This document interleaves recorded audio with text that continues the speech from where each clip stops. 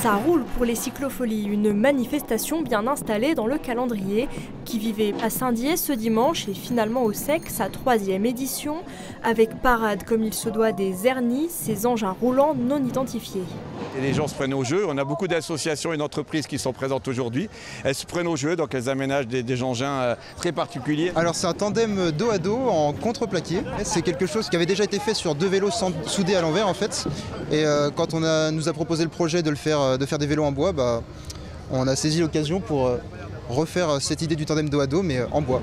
Derrière ce vélo, beaucoup d'autres avaient respecté le thème proposé cette année, la Gaule, en référence au camp celtique de la Bure à quelques kilomètres de là.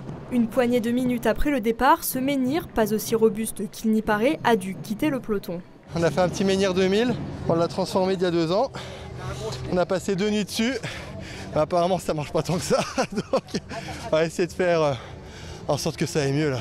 Quelques coups de clé et un peu d'huile de coude, à défaut de potions magiques, auront suffi à faire repartir le menhir de plus belle pour rejoindre les 200 participants. Un événement né il y a 3 ans seulement, mais hérité d'une passion cycliste bien ancrée dans la cité des Hauts-Daciennes.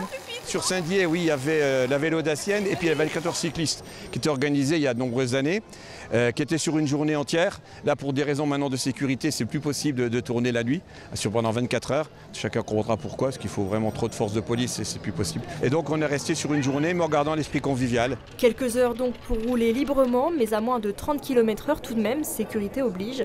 Et pour certains, l'occasion aussi de faire passer quelques messages. Avoir des pistes cyclables, des aménagements cyclables pour avoir une meilleure sécurité pour le déplacement en ville journalier, quotidien, pour aller au travail, faire les courses en ville. On va faire les pistes cyclables, qu'on va remettre en état pour certaines, en créer des nouvelles et faire des zones partagées véhicules, piétons et cyclistes. Et c'est un plan qui va durer sur 4 à 5 ans pour le mener à bien. D'un coût estimé à plus de 300 000 €, rien que pour les marquages et les panneaux de signalisation, ce plan devrait être présenté aux Déodaciens début juillet.